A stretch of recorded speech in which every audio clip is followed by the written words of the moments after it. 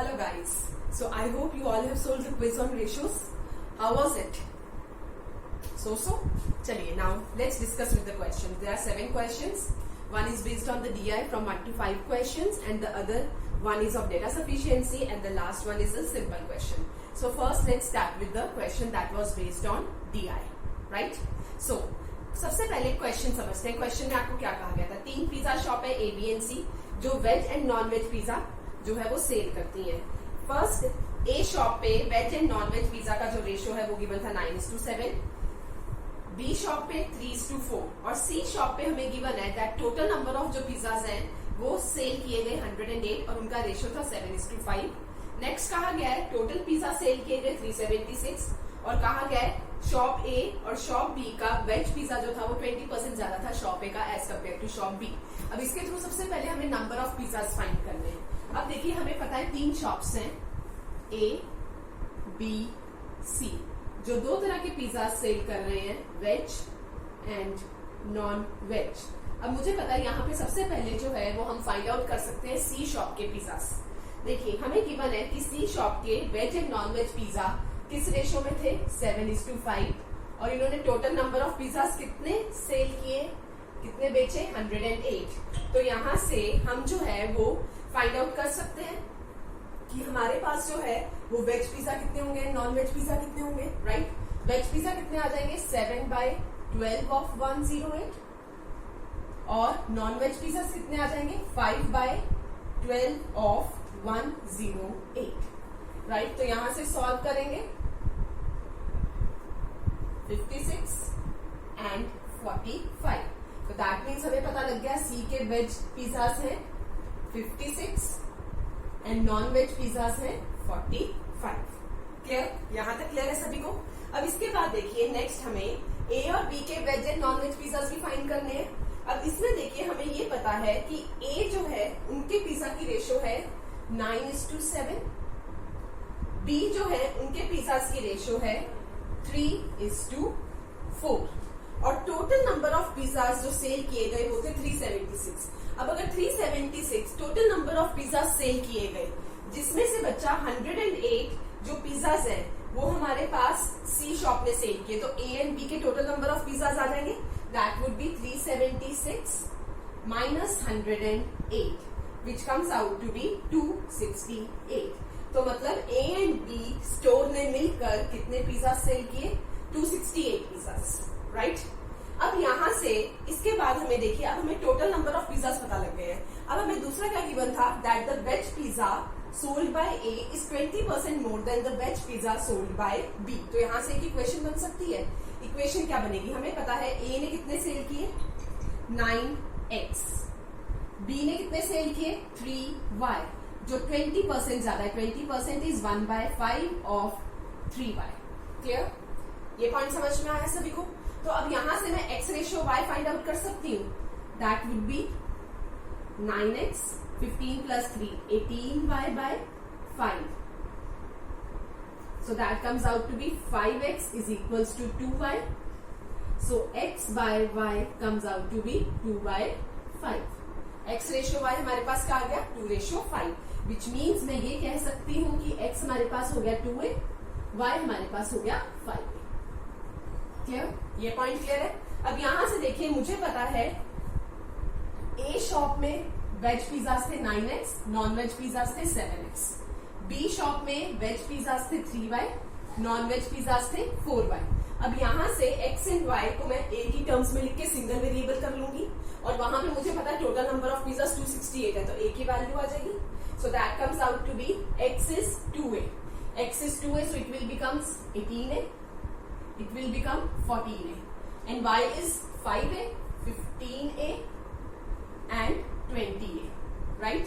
और यहाँ पे टोटल नंबर ऑफ पिज्जाज हमारे पास कितने हैं 268.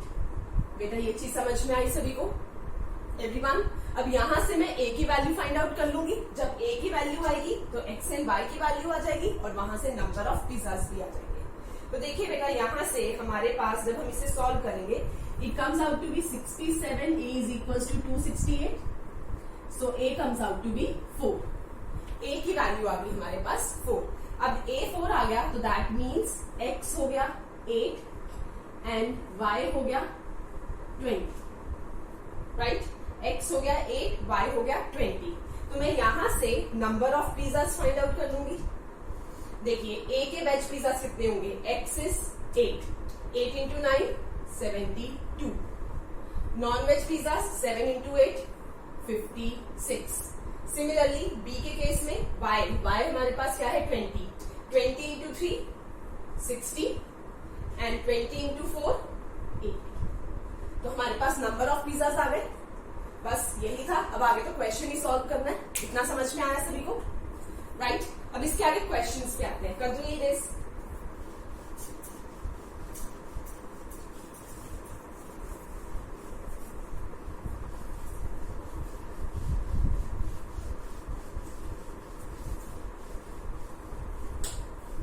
चलिए इसके आगे क्वेश्चन देखिए. सबसे पहले फर्स्ट क्वेश्चन की बात करते हैं. फर्स्ट क्वेश्चन में हमारे पास पूछा गया था if cost of each veg pizza is 200 and non-veg pizza is 300, then find the total amount obtained by shop B.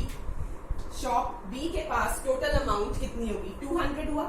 तो that means 60 veg pizza cell किए, 60 into 200 and 80 non-veg pizza cell किए, 80 into 300.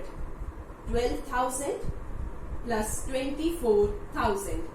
So answer comes out to be 36,000.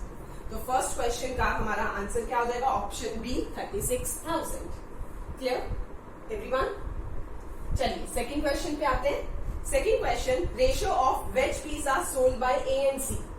A and C का veg pizza which mean 72 plus 56 to non veg pizza by B and C. B and C में non veg pizza is 80 plus 45, right? So that means बेटा ये हमारे पास क्या बन जाएगा? 135 by 125. 5 पे cutting करके it comes out to be 27 by 25. So option A is the correct answer.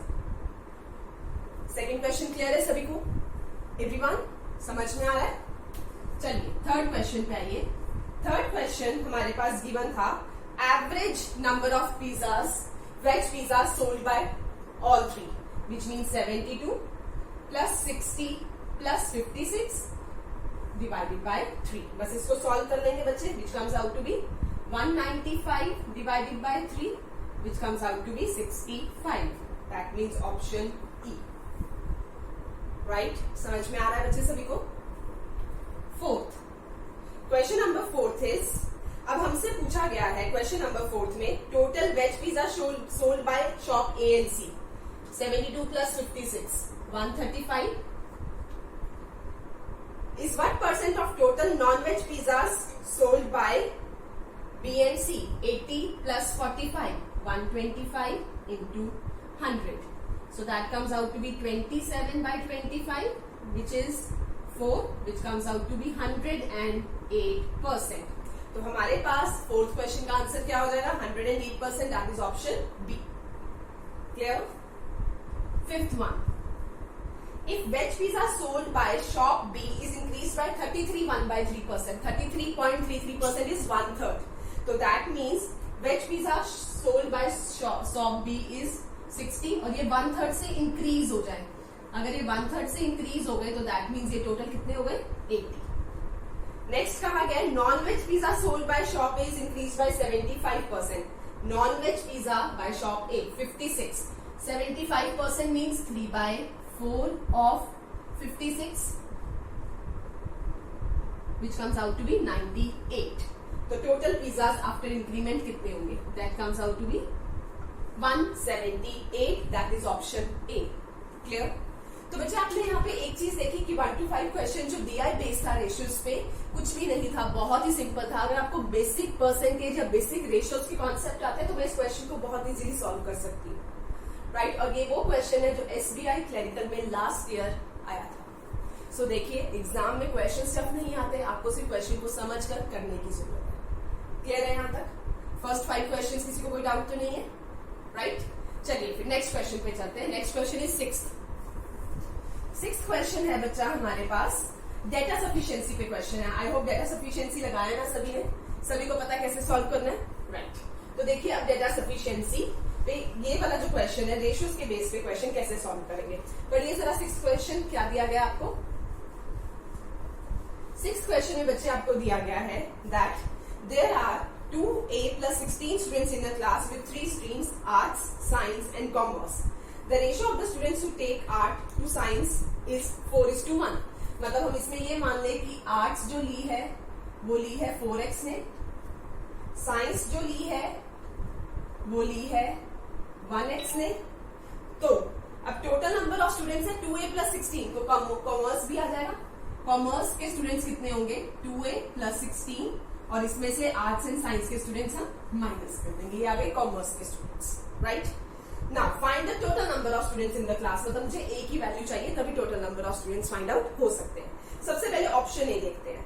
Total number of students who take arts that means 4x is 8 more than total number of students who take commerce, मतलब arts और commerce लेने वाले students में जो difference है वो कितने का है 8 का, राइट। तो देखिए यहां से x और a की टर्म्स में एक इक्वेशन बन जाएगी 4x plus 5x 9x minus 2a minus 16 जो उधर जाके ऐड हो जाएगा दैट इज 24। एक इक्वेशन ये बन गई और साथ ही साथ मुझे a फर्स्ट स्टेटमेंट में और क्या गिवन है that the probability of selecting one student who take science is 1/8। Science कितने स्टूडेंट्स ने लिया है 1x।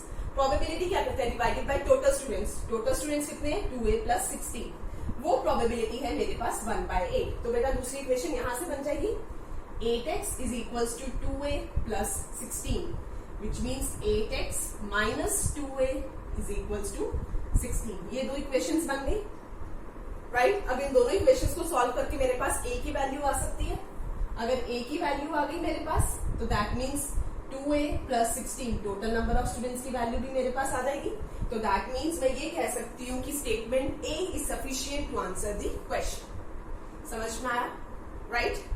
अब नेक्स्ट बात करते हैं बी स्टेटमेंट की। Total commerce students in class are 25% less than total art student in the class. अब ये कहा गया है कि टोटल कॉमर्स स्टूडेंट्स हैं जो क्लास में that is 2a plus 16 minus 5x is 25% less than total art students. Art student से 25% इज 1/4 लेस है। ये इक्वेशन बनेगी बच्चे आपके पास। बट इस इक्वेशन को देखिए, ये जो इक्वेशंस बनेगी ये a और x की टर्म्स में बनेगी और साथ में कुछ भी गिवन नहीं है, तो दो वेरिएबल की टर्म में बनेगी जिसमें से a का आंसर मैं फाइंड आउट नहीं कर सकती। So that means B statement से आंसर नहीं आ सकता। और अगर बी स्टेटमेंट से आंसर नहीं आ सकता बेटा तो मेरे पास 5th क्वेश्चन का आंसर क्या हो जाएगा option A. Answer can be given using statement A alone. Clear? ये पॉइंट समझ में आया सभी को? कोई डाउट यहां तक? फर्स्ट 6 क्वेश्चंस क्लियर है एवरीबडी? चलिए 7th क्वेश्चन पे, चलिए 7th क्वेश्चन पे चलते हैं हम देन।